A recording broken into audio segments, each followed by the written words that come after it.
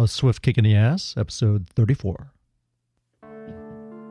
Welcome to a Swift Kick in the Ass podcast, hosted by lifelong friends Tom Stewart and John Curren. Today's episode is a special feature covering Robert Greene's 48 Laws of Power. Welcome, I'm Tom Stewart. I'm joined with my lifelong childhood friend, John Curren. And today we talk once again about Robert Greene's best-selling book, The 48 Laws of Power. And today we're up to Law 21. It's play a sucker to catch a sucker. Seem dumber than your mark.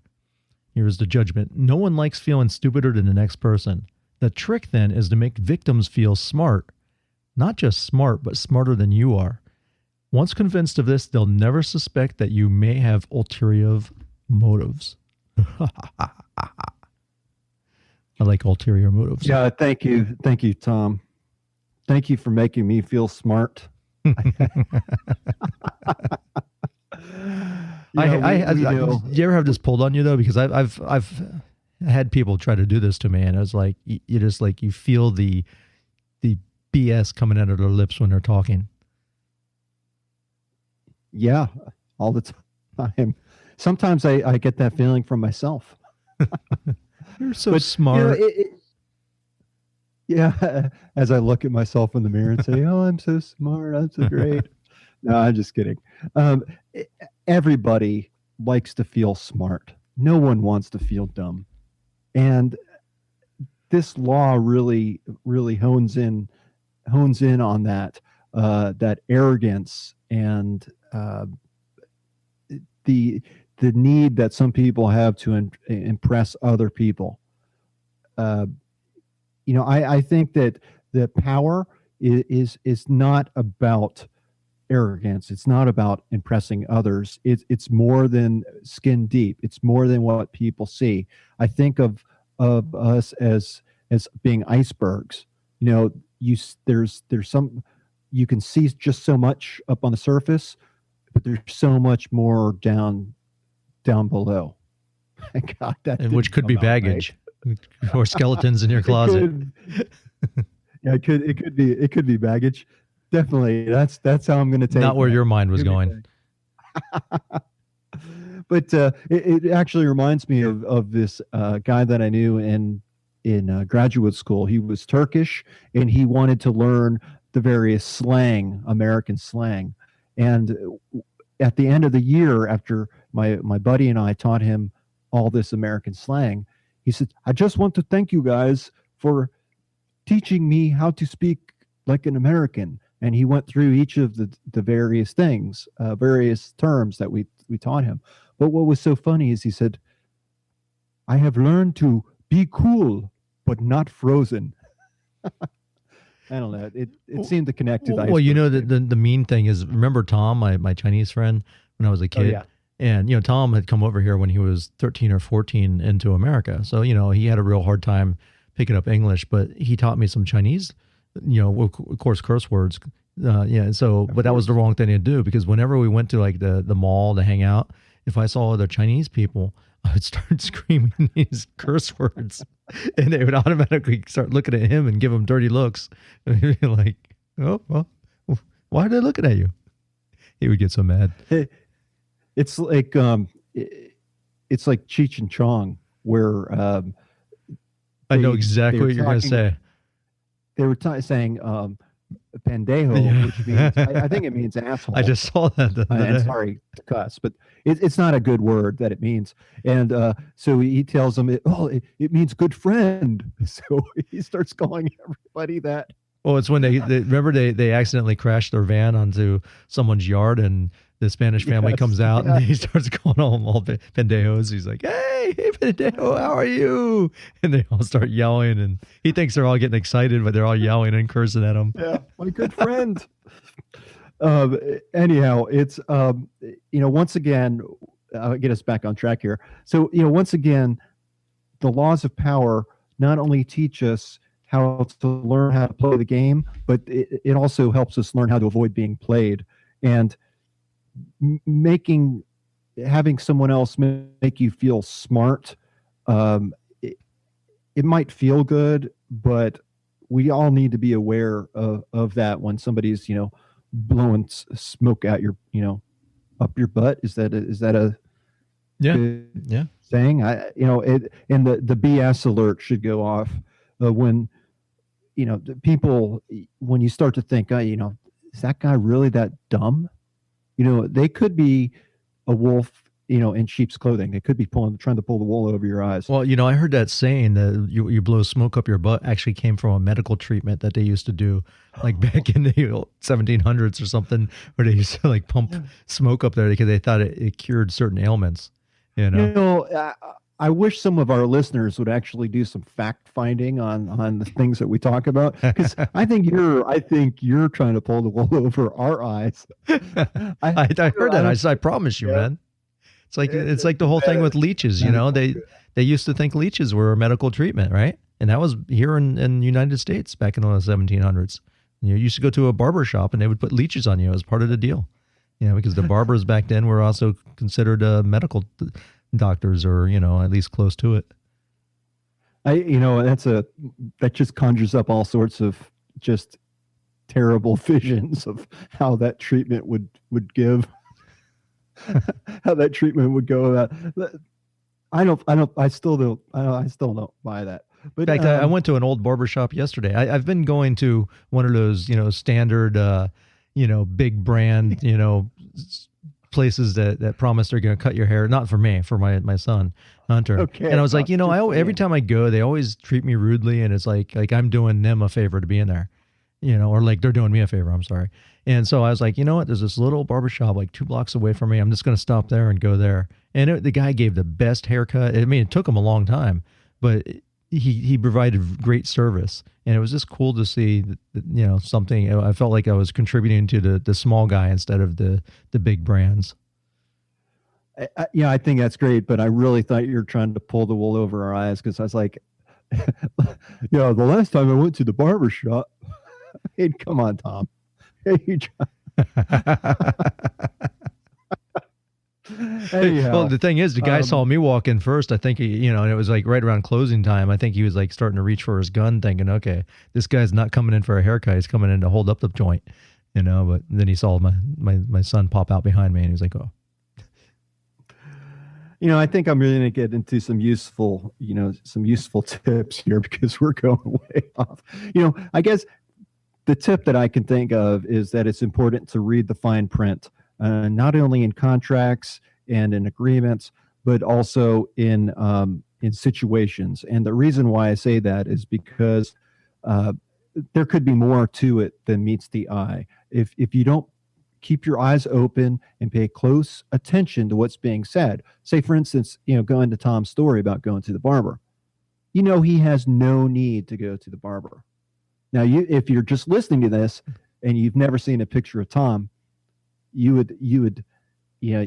might not, it might not dawn on you that say, hey, you know what? I think he's trying to pull the wool over my eyes, because that dude don't need a barber. But it's that situational awareness to say, if it's too good to be true, it probably is too good to be true. To be honest with you, I haven't paid a barber other than for my kids in years. I mean, years and years, because before I went bald, I had very long hair, so I never went to the barber. I just didn't have to cut my hair. Yeah, right. And when I did, I went to one of those places. Read the fine print and understand that there might be more to. You're cutting out on me. What I was trying to get across is the last time I was at a barber for myself, they wanted me to be a hair model. They give you an idea. So you did have beautiful hair, man. Yeah, that was over 20 years ago. Flowing locks. So going back to reading that fine print, there are whenever we come to an agreement or sign a contract, we have some vision in mind of what's going to happen because of this. But what you really need to look at that fine print, because sometimes there are going to be conditions that you didn't think of and that you weren't aware of, and if you just go in there and just take it at their word, they could be playing you for a sucker. To say, oh, well, what we tell you is, you're going to get this interest rate, but the first time that you're not 5 days early, to the bill date, your interest rate's going to go up to 30%. Or, I'm just throwing those numbers out, but there could be stipulations in that contract that you're not aware of that you could be really hurt by if you don't pay attention. I've learned over the years to read the fine print. Even going into the grocery store, picking a gallon of milk out of the refrigerator, I look at the date on that, because there's nothing worse than going home and like you got the milk, and a day later you notice, oh damn, we're past the expiration date. So just keep your eyes open. Do you want to touch on the story that was in or one of the stories that was in the chapter? Talked about Arnold and Arnold and Slack. What kind of name is that, man? Well, you wouldn't want to do business with someone named Slack anyways. No offense. But Arnold and Slack back in the 1800s, back during the prospecting days, they swindled these basically these millionaires from England and from New York by claiming that they had uncovered in Wyoming a diamond mine, which, everyone knew there was gold mines in America, but diamonds, that's just not something that we would usually find here. So what they did is for like $10,000, they had made some money previously in gold mines. They took their money and invested it, bought some diamonds and some rubies, and they scattered and salted the mines. So they told these people in England, say, hey, we've discovered this mine, and we'll take you here and we'll show you what we found. So they hid the location of the mine so that no one would know. So they would, go roundabout ways in order to get there. And they finally took the guy there, and he checked it out. And sure enough, there was gems there. And they were like, they verified it. They said, well, let's bring in one more expert from America. And so they laid down a deposit. And what those guys did is they took that deposit and went over to Amsterdam and bought even more gems, right? So they invested all this money that these guys gave them. And the next expert they brought in was like, hey, they're telling the truth. There's like gems all over. I'm finding rubies. They were all, not they were like uncut. And so eventually they brought all these investors in, and they were like, look, we got to get this mine away from these idiots, because they don't realize what they have. They're sitting on more than a gold mine. It's a diamond and ruby and all kinds of gems are popping out of this thing. We got to have this. Let's pay them $700,000, which was back then was huge, and let them take it, and we'll keep all the dividends for ourselves, right? Because it was, in their eyes, it was worth a lot more. Well, these guys purposely, when they went to New York and met with all the investors, acted like idiots. They bought clothes that were too tight, and they acted excited about seeing everything. So everyone thought they were a rube, and they were like, forget about these guys, man. We're going to pay them the money and we'll own the mine. So they paid them the $700,000, got to the mine, and realized it was a big hoax. Yeah, and everything was legal. Yeah. They didn't have to go into hiding because it said in the contract right there. There was no guarantee of future, of any type of future outcome. So it was all strictly legitimate. In fact, that involved one of the Rothschilds, which, if you know anything about banking, that's one of the most moneyed families in basically, I guess, all of mankind. I don't think that's an exaggeration to say that. You talk about old money. The Rothschilds are the definition. It's like the Vanderbilts. Of old money. Yeah, and they own banking systems, and that was one of the first times where Rothschild got fooled, and I think it was one of the last. Yeah, not only did they lose all the money of the $700,000 that they gave to those guys, they invested in buying heavy machinery and getting all the right talent in order to go in and start mining this thing, which was just a place of dirt, really.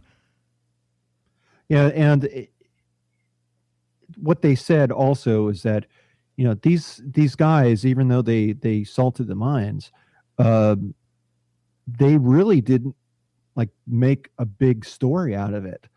They didn't really mislead I mean, they were misleading, I guess, in some regard, or in certain terms, they were misleading, but it took on the story took on a life of itself, and the people that they brought in, the experts that they brought in to judge the value of these gems, overestimated the value.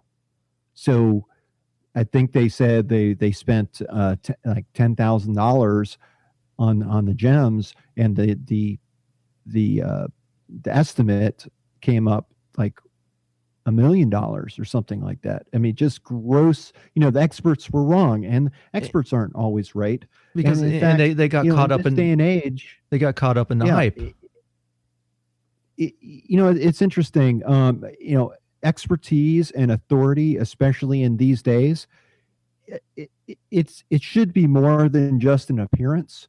But oftentimes, I mean, if you go out on the interweb, you can find out how to be an expert on just about any field. There are steps that you take to define yourself as authority. Yeah, you start expertise. A podcast. But starting a podcast is supposedly the newest thing to build authority, right? So we have a bunch of idiots out there that are starting podcasts and coming across as experts, like us. Yeah, and our podcast, Swift Kick in the Ass. Let's just start kicking some ass right here and just say that all those people out there are not experts. They're not authority, and just keep your eyes open. We're not saying that we are either. No, this is our journey. I think that's there. Yeah, but there are a lot of people out there that just think because they do a podcast and a blog that they're expert in their fields, and that doesn't make you an expert in your field. Yeah, and having a blog or a podcast about making, $1 million when you're eating peanut butter and jelly sandwiches or going dumpster diving, that does not equate. A lot of these it's like selling those getting rich. It's like selling those books on how to make money online, on how to make money online. When the person has never really made any money, but other than selling products to teach people that. So, just recognize that that is probably one of the most easiest ways that people get fooled nowadays. You should question everything. Even question the facts that we bring up on this show, like Tommy's blowing smoke up your butt. Yeah, as a medical treatment. I'd like to know if that's why not, man. People flush water up there, and so you can lose weight, right? And so you can clean yourself out. I've seen these pamphlets that they send to my mom, right? I had this one. I brought it to work once because it was so funny. They're like, "Did you know that you have 15 pounds of undigested poop within your body?" It's like they're scaring you, and you see a picture of like this dried, petrified crap, and you're like, "My God, I got to get that out of my system. It's disgusting." So people automatically want to start taking all these cleanses, and it's insane. Yeah, and I mean that plays on people's fears, which is very commonplace in many aspects of our life. And most people just base their decision to act solely on that one source of information, and you could be being played. Look, I live in South Florida, and we had just faced what was supposed to be a hurricane coming our way.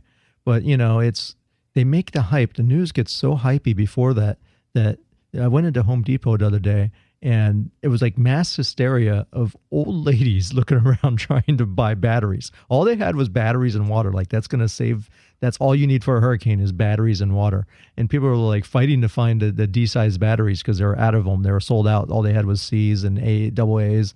And all these old ladies are like gathering around. And if they saw like 2 or 3 of them huddled around, a bunch of more would go up like, oh, there must be some there. It's insane. And of course the storm broke up, and then, we had some thunderstorms. That was about it. Yeah, isn't that the case? I mean, most of the time. Yeah, about 90% of the time. I was born and raised in South Florida, and I never went through a hurricane in all the time I lived in Florida. But since I've lived in Virginia the last 10 years, I've gone through two hurricanes and an earthquake. Should have stayed in Miami. And they say, Florida is a much more dangerous place to live. Well, not in my book. especially when these big trees get uprooted. But go deeper, keep yourself grounded, lose your arrogance thinking that you know everything. I know I'm dealing with that with my 13-year-old right now, and I've been telling my children this all their life to prepare them to say, you're going to reach a point in your life where you think dear old dad he doesn't know what he's talking about, and that you know everything. And I actually had to tell my 13-year-old today that she had reached that age. Yes. My son is 12 and he has reached that age as well. So, there's no one knows everything. And what I've learned is that the more I learn, the more I recognize how little I know. So, it feels good to think of yourself as being a smart person, and certainly other people can go to a state fair or a county fair. You're going to feel great about yourself when you look at all these other people. It can happen even in professions. I mean, you can see a doctor that's really, is really an expert in his field and very well developed and focused. But in other areas of his life, he might not be so focused. It might be, a disaster in other areas, whether it's financial or, taking care of himself or his family or what have you. So because it's hard to be good at everything. So, a lot of people will focus on one path. Yeah. And also, you make an excellent point there. Your approach to life is based on your experience. And when you're a professional like a doctor, it's based on your training. So a surgeon is going to recommend surgery. That's what they've been trained to do.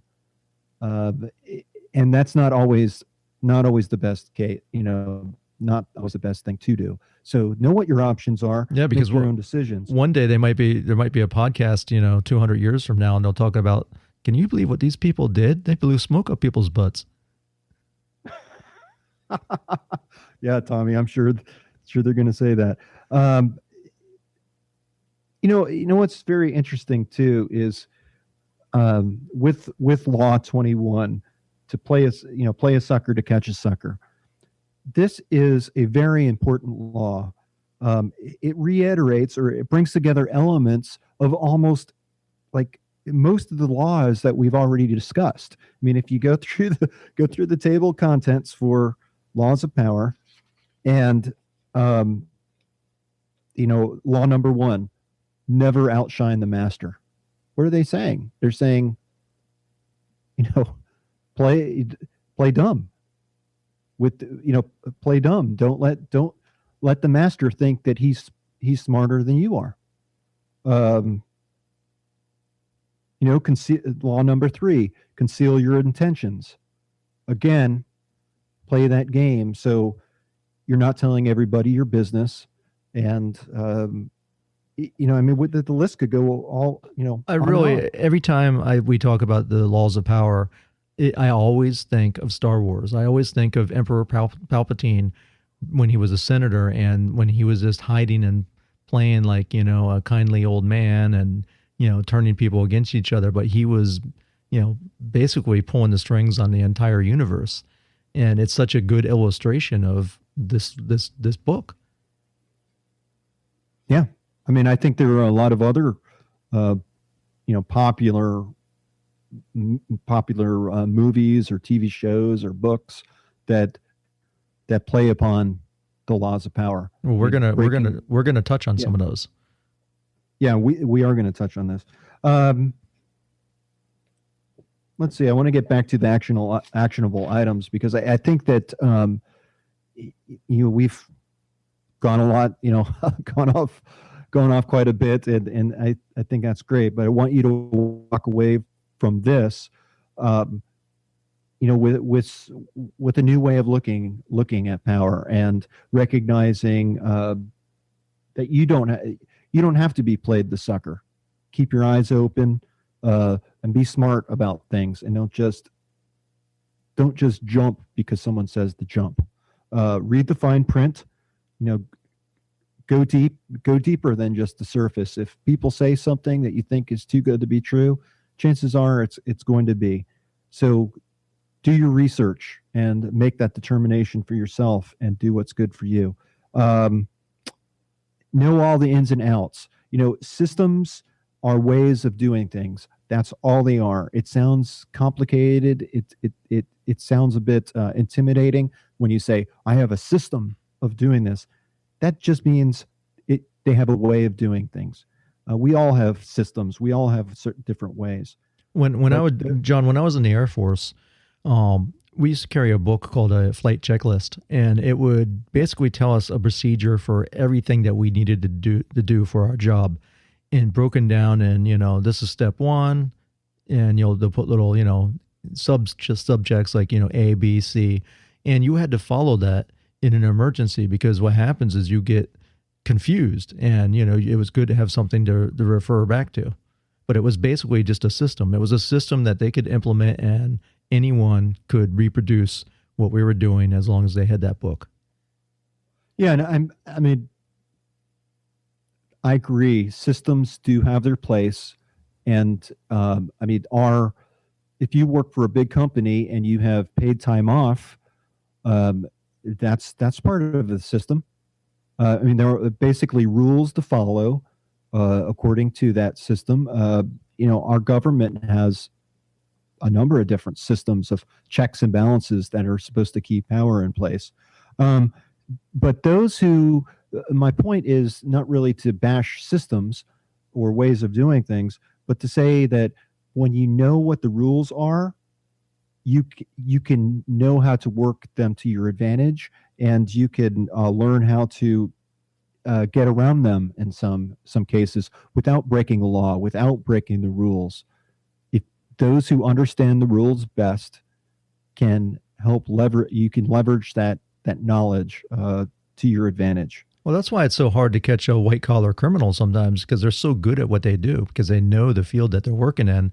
And for the investigators, they're not experts in that field. So sometimes it's a real struggle. We've always heard about loopholes. And, just because something is legal, it doesn't necessarily make it right. Because they haven't, just for what Tom said, people who are expert and they know the rules in and out, they can use those rules to their advantage. It's still considered to be legal, but it might not be a good thing.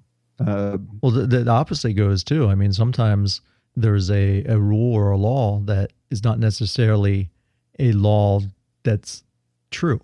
It's not necessarily something that's wrong. It's just something that someone has deemed not to do for a specific reason. Yes. And going back to what we've talked about with politicians doing that, there are a lot of laws like that on the books that people get emotional about, because it hits very close to their heart about how they want to live their life. And here the government is saying, no, you can't do this. Right. So, well, we all know that there was laws about not spitting on sidewalks or not having certain, types of sex, in certain states, and things that you read them, you're like, really? There's a law about this? But somehow they got passed. In Jacksonville, Florida, it's my understanding that there's a law that you're not allowed to shower without your clothes. There's some old time law on the books that they just never took off. And it's ridiculous if you think about it. Yeah. Everybody breaks that law then. Yep. Who showers with their clothes on? But back then, when that law was written, there was a reason for that. They probably showered together in a public someplace. Yeah, it's just, if you know what the rules are, you know how to get around them.